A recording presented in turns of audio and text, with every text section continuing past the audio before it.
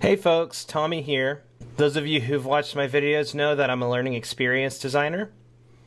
I posted earlier this week asking folks if they'd like me to show how I storyboard and prototype learning experiences, specifically e-learning experiences in Adobe XD or other authoring tools. So I'm going to give you a quick overview of the process I follow, and hopefully that inspires you in your own practice. So the first thing I do is I whiteboard out my new UI.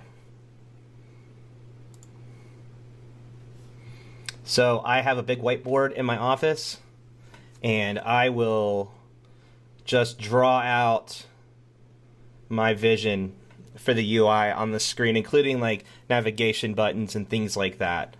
So I went ahead and did that. I take a picture of each screen as I go. And just try to capture some of the different interactions I would have in this course. Lesson UI. We can adapt it to do whatever we need it to do, right? But just enough to give users a sense of the different types of interaction. Again, here you're not seeing anything terribly complex in terms of interaction, because I try to stay away from that for courses that are going to function on the web, especially because of accessibility and things. So I really try to make my courses stand out through good UI and nice visual design. You know, getting the basics right over putting in a lot of complex, fancy interactions. Like, the most you'll see me do is a drag and drop, usually. Unless it's something very detailed, and then typically I'd bring in web developers or folks who are a little bit more savvy than myself to build those outside of an authoring tool in a more appropriate platform. So anyways, first step, whiteboarding. Draw out my UI elements. Really, I try to, it's low fidelity, but I try to at least give a sense of that, you know, hey, this is going to be like a minimal design scheme. It's going to have flat UI elements. It's going to be super clean, because I want to execute my organization's brand standards as well.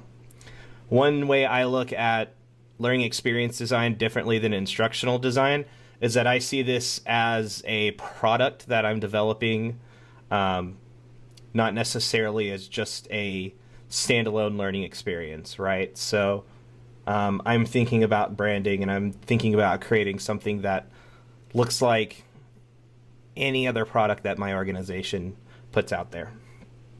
So anyways, we whiteboard it. I bring those slides into Adobe Experience Design, and you could just take pictures with a camera like I did, or if you're, I've got an iPad now, so next time I'll just do this in like Procreate, then we'll be super fancy. But from here, what we do is we want to wire these up to actually work like an e-learning course. So when I go over to this prototype and I actually click on these things, I can see the interactions. And so I can actually turn this into a working prototype and test the UX and get feedback on it. So let's do that now. So you see through Adobe XD, I made all these different slides clickable. And now our storyboard literally comes to life, which I think is super cool. And you might be thinking, but Tommy, why, when I can just build it in Adobe Captivate? Well, I'll tell you. I can have this out in a matter of an hour or two. The cost for development is minimal, and I actually have a clickable working UX that I can go and test and get user feedback on. And if you're taking a truly agile approach to your design, you're reducing what's called technical debt. By being able to answer the questions we want about this design here at this phase, really helps us prevent accumulating technical debt down the road when the stakes are higher, and it's a much bigger investment to build something in an authoring tool. Because let's be real, it does take a lot of resources to build these in Articulate Storyline or Adobe Captivate or Lectora. So anyways, I'm doing this to prevent technical debt. I'm getting user feedback now, very early in the design phase of my course.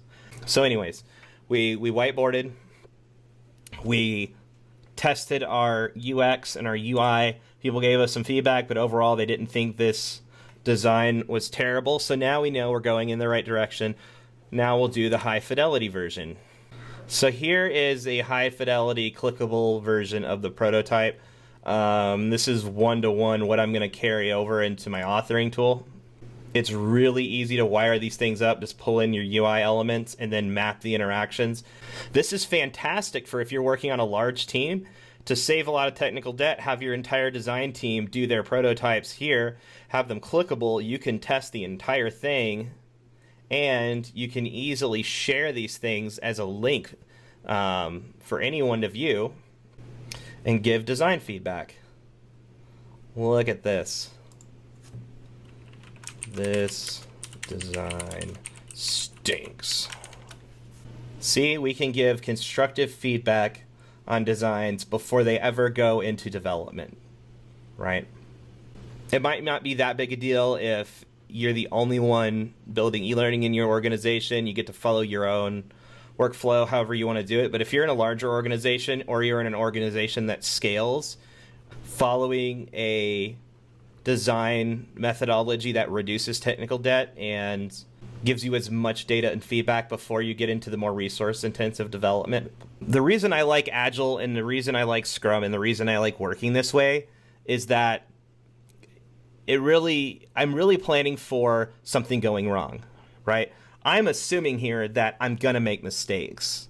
So let's just get that out of the way as quickly as possible. Let's just fail fast and then get into development once we've already reached that point.